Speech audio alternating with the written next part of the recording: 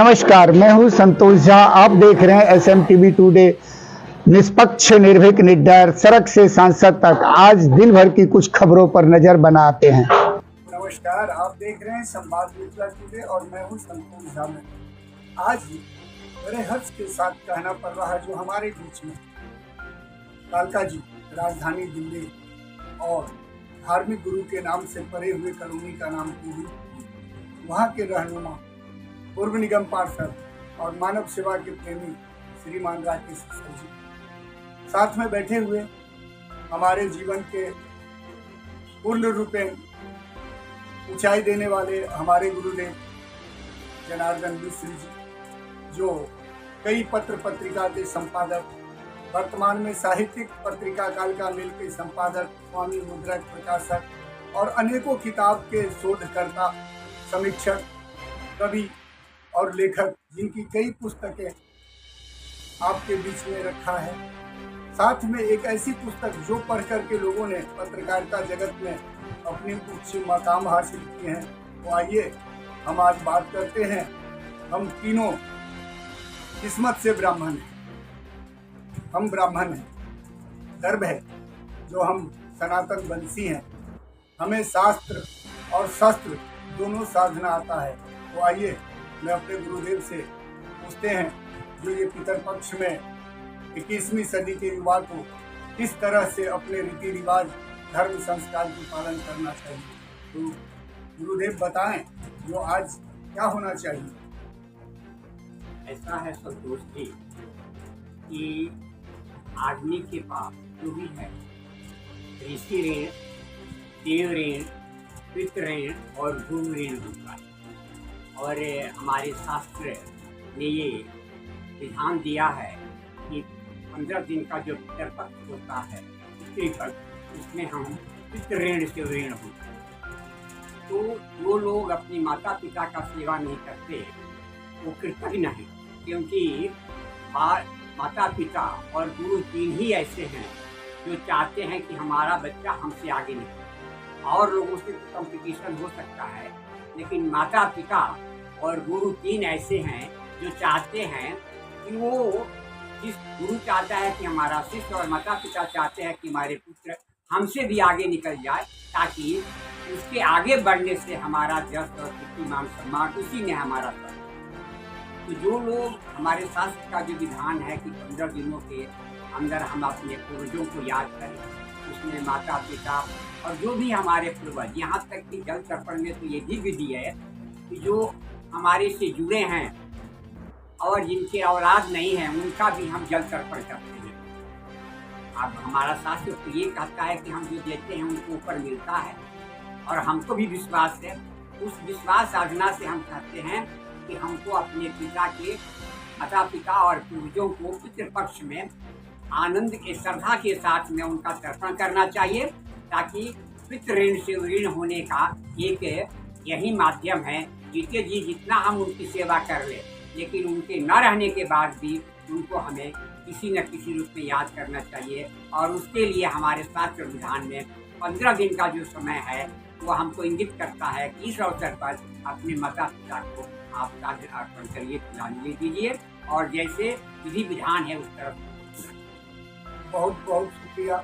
आज आपने युवाओं को, इसमें पीढ़ी के युवाओं को जो संदेश दिए हैं, ये उससे अनुसरण करके कृतार्थ हासिल कर सकते हैं। अब चलिए हम चलते हैं निगम पार्षद साहब और वरिष्ठ मानव प्रेमी, धर्म के प्रचार ध्वजावाहक माननीय राकेश सर साहब, आपका क्या मानना है। देखो जी, सबसे पहले तो आज पहला दिन है श्राद्ध। तो श्राद्ध जो है वो हमें हमारे बुजुर्गों को याद करने का, उनको कुछ तर्पण करने का, उनके प्रति सम्मान करने का एक हमें सनातन धर्म में, जितने भी हम सनातन धर्म के प्रेमी हैं, हम सब एक ही विश्वास से चलते हैं कि इन 15 दिनों के अंदर जो श्राद्ध के दिन होते हैं, उन दिनों में हमारे बुजुर्ग कहीं ना कहीं हमें देखकर और आशीर्वाद दे रहे हैं। तो जो बच्चे अपने माँ बाप की सेवा नहीं करते या उनसे वंचित रह जाते हैं, मैंने देखा कि वो कभी सुखी नहीं रहते। क्योंकि उनके अंदर कहीं ना कहीं कितना भी पैसा हो तो कहीं ना कहीं तो दुखी रहता है। ऐसा इसलिए है कि उन्होंने अपने माँ बाप के साथ वो कर्म किया, किसी को वृद्धाश्रम भेज दिया, किसी को मजबूर कर दिया कि तू ऐसे नहीं ऐसे रहे, तो वो आज बड़े परेशानी में, उनके बच्चे भी परेशानी में, और उनके बच्चे जो बच्चों के बच्चे हैं वो भी उनकी आदत मान।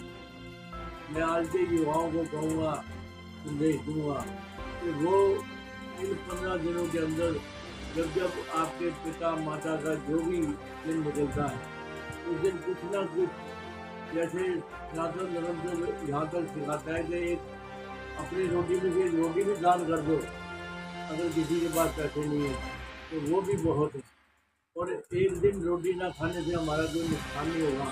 अगर उस दिन हमने पंडितों को बना के खिला दी या किसी को दे दी तो वो बहुत बड़ा एक सम्मान होता है हमारे बुजुर्गों को।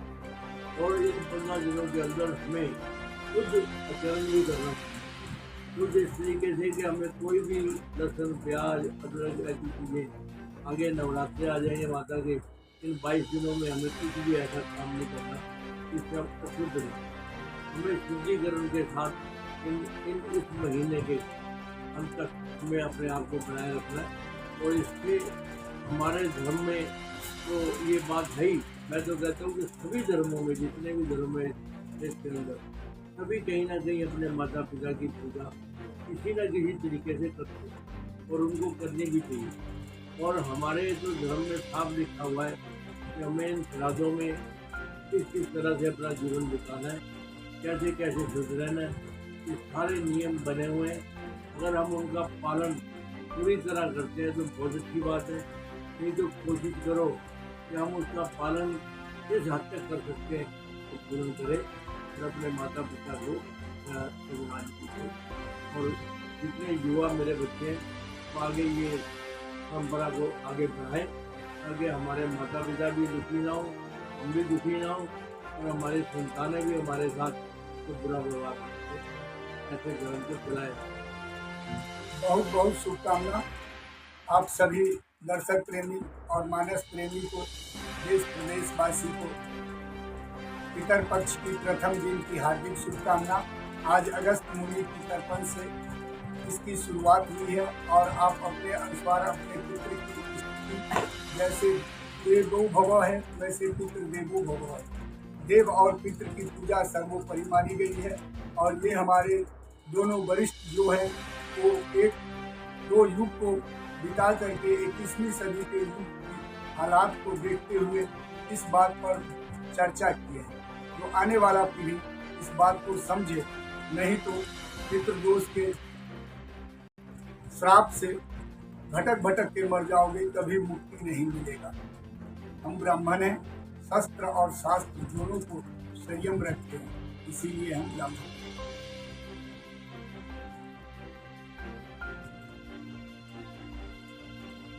प्राप्त करने के लिए